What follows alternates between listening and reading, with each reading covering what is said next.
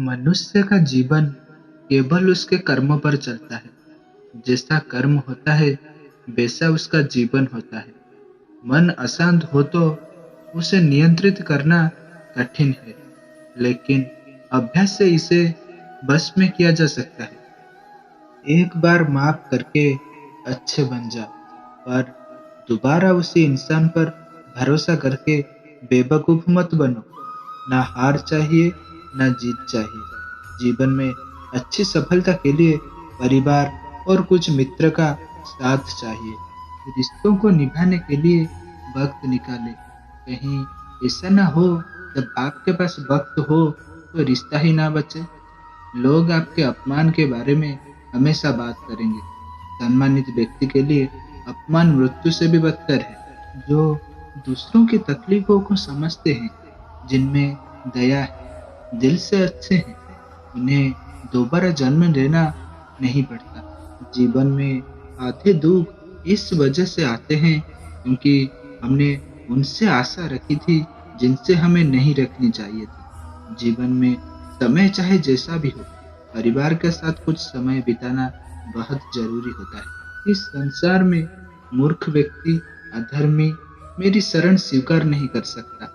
अपने जीवन में कभी भी ना किसी को आनंद में वचन दे, ना क्रोध में उत्तर दे और ना ही दुख में कभी निर्णय ले। मैं ही इस सृष्टि की रचना करता हूँ, मैं ही इसका पालन पोषण करता हूँ और मैं ही इस सृष्टि का विनाश करता हूँ। अमीर बनने के लिए एक एक क्षण संग्रह करना पड़ता है, किंतु अमर बनने के लिए एक एक क्षण बांटना पड़ता है। जिंदगी में सब कुछ खत्म होने जैसा कुछ भी नहीं होता। हमेशा एक नई शुरुआत हमारा इंतजार कर रही होती है। लोग कहते हैं अपनों के आगे झुक जाने चाहिए, किंतु सच बात तो ये है, जो अपने होते हैं वह कभी झुकने नहीं देते। हमेशा छोटी छोटी गलतियों से बचने की कोशिश किया करो, क्योंकि इंसान पहाड़ों से नहीं पत्थरों से ठोकरा जाता है। शांति से भी दुखों का अंत हो जा सकता है और शांत चित्त मनुष्य बुद्धि शीघ्र ही स्थिर होकर परमात्मा में मिल जाना होता है। इच्छा पूरी नहीं होता है तो क्रोध बढ़ता है और इच्छा पूरी होती है तो लोभ बढ़ता है। इसीलिए जीवन की हर स्थिति में धैर्य बनाए रखना। अगर तुम अपना कल्याण चाहते हो तो सभी उपदेशा, सभी धर्मों को छोड़कर मेरी शरण में आ जाओ। मैं तुम्हें मुक्ति प्रदान करूंगा। जो हुआ अच्छा हुआ, जो होगा वो भी अच्छा होगा। स्वयं को मुझ पर छोड़ दो, अपने कर्म पर ध्यान दो। आत्मा ना तो है और ना तो जन्म लेती है और ना कभी मरती है और ना ही इस कभी जलाया जाता है। आत्मा अमर है।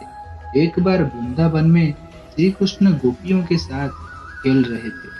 उनका खेलना देखकर सभी गोपियां खुशी से झूम उठी। वे सभी खुश थी, परंतु एक गोपिया ने अपने कमरे में बैठकर चुपचाप रोना शुरू कर दिया। श्री कृष्ण ने देखकर उससे पूछा, क्या हुआ मेरी प्रिया, तुम रो क्यों रहे हो? गोपी ने गंभीरता से कहा, मेरे प्रिय श्री कृष्ण, मैं तो तुमसे खेलना चाहती थी, पर मेरे पास इतने सारे काम हैं, घर के काम, स्वयं के काम और कितने सारी परेशानियां हैं। मैं अपने जीवन से थक गई हूँ। श्री कृष्ण ने प्यार से हंसते हुए कहा, मेरी प्रिया, सभी काम तो जिंदगी का एक हिस्सा है और समस्याएं तो सभी के साथ होती है, लेकिन उनसे हिम्मत हारने की जरूरत नहीं है। इन चीजों को अपने जीवन के रंग में मिलाना सीखो, तभी तुम्हारा जीवन खुशियों से भर जाएगा। श्री कृष्ण के शब्दों ने उस गोपी के दिल को छू गया। उसने उसका आभार व्यक्त किया और अपने जीवन की सारी दिक्कतों का सामना करने का संकल्प किया। उसकी मनोदशा बदल गई और उसने जीवन के हर पल आनंद उठाना शुरू किया।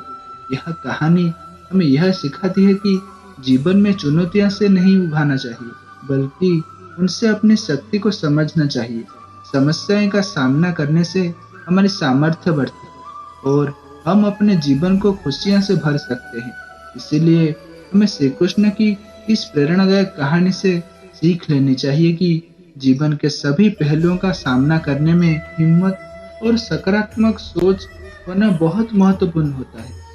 चलिए दोस्तों, आज के लिए बस इतना ही। मिलते हैं अगले एक वीडियो में। अपना ख्याल रखिएगा। जय श्री कृष्णा।